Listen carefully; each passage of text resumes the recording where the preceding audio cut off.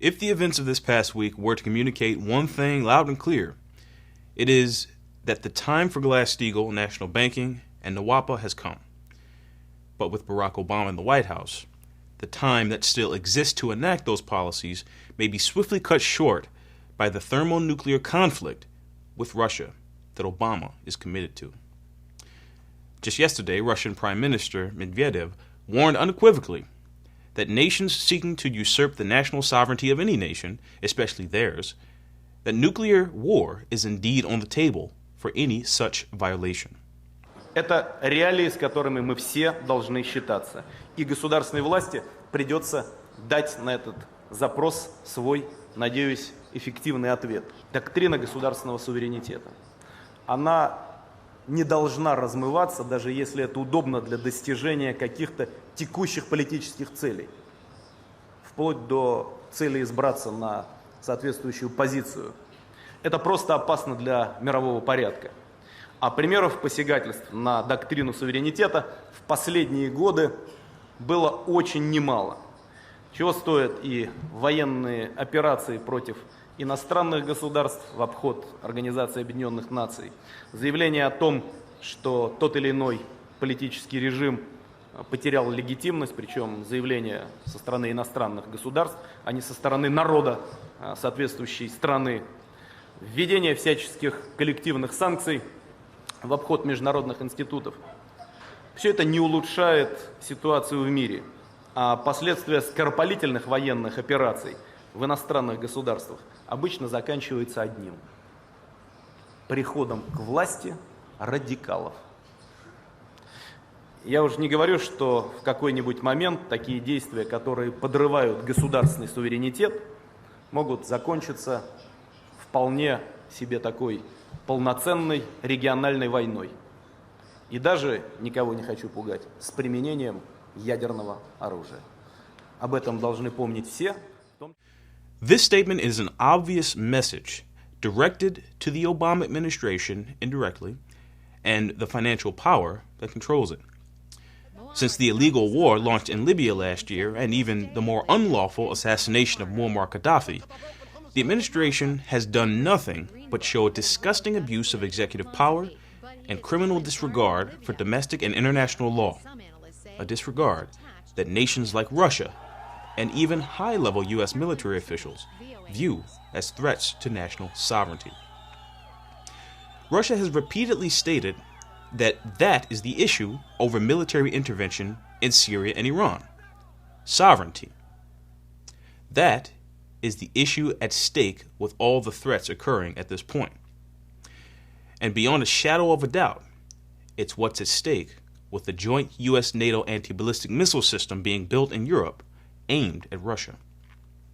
Despite Obama's irrational commitment to war, saner elements in the United States have mounted in and around the U.S. military. Specifically, Representative Walter Jones, in his push for legislation H.C.R. 107, declares that any president who launches war without congressional approval would be immediately subject to impeachment. This was followed by Senator Jim Webb in a restatement he made on the same point in the Senate in his piece of legislation S. 3176 to try to stop a preemptive illegal war. So far, they stand virtually alone, and that in and of itself increases the danger of nuclear war. While Jones's and Webb's legislation is despicably still outstanding in both houses of Congress, the U.S. House of Representatives has passed a resolution on Iran that moves the United States much closer to a war footing against Iran. And as many experts and diplomats like Dan Shapiro, the envoy to Israel from the United States, warned, America is ready to attack. The non-binding resolution H.R. 568 that overwhelmingly passed 401 to 11 effectively calls for a military attack on Iran when it obtains nuclear weapons capability. The vague interpretation already applies to Iran and actually any other country with a civilian nuclear program, and comes at a time when Israeli Defense Minister Ehud Barak is actively urging the international community to increase pressure on Syria, as he says, to strike a further blow to Iran. Colonel Lawrence Wilkerson, former chief of staff for the Secretary of State Colin Powell, warned that this resolution reads like the same sheet music that got us into the Iraq War and could be the precursor for a war with Iran. It's effectively a thinly disguised effort to bless war. General Wilkerson is right, and if his and others' warnings are not heeded, whether it's concerning Iran, Syria, or Russia directly, the United States will have violated the rights of a sovereign nation, whose consequences was spelled out by Medvedev yesterday.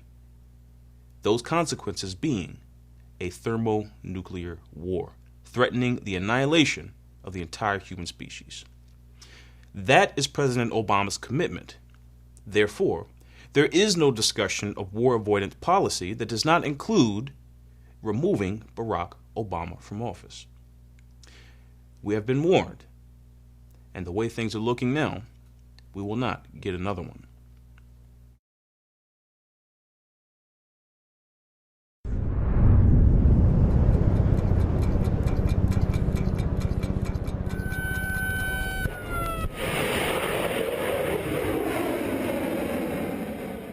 The British Empire's game, run through U.S. President Barack Obama, has been called out by the Russian government. They do not want it, but if pushed, will go to war. It will be thermonuclear war. Therefore, what humanity faces in light of the Obama administration's go-ahead to make the ballistic missile defense system operational based on the completion of Phase 1 on May 20th is possible extinction. Is it inevitable? Only if Barack Obama is not taken out of power. Because if Obama succeeds in his mad drive to force Russia into thermonuclear confrontation, there can be no economic recovery, domestic or international. There will be, possibly, no humanity left on the face of this earth. And we are trying to Your life depends on the constitutional elimination of his power. Today, on May 17th, Russian Prime Minister Dmitry Medvedev, in the presence of U.S. Attorney General Eric Holder, reiterated Russia's position that the drive coming from the U.S., acting as the geopolitical muscle of the British royal family, can easily lead to nuclear confrontation. Medvedev stated, "There have been many recent examples of the concept of state sovereignty being undermined. Military operations against foreign states bypassing the United Nations, declarations of illegitimacy of certain political regimes. This does not improve the situation in the world, while rash military interference in the affairs of another state usually results in radicals coming to power. Such actions, which undermine state sovereignty, can easily lead to full-scale regional war, even, I am not trying to scare anyone here, with the use of nuclear weapons." Member of the LaRouche PAC endorsed national slate of congressional candidates, Keisha Rogers of the 22nd District of Texas, delivered a sharp message on May 15th while organizing on the ground in Texas that the threat of thermonuclear confrontation with Russia, which we just heard Medvedev warn about, can only be stopped with the nullifying of Obama's powers. I will just say that the message that's being sent from Russia and from what we're seeing with the attempts and the drive toward World War III is very clear to Russia and very clear to our U.S. military.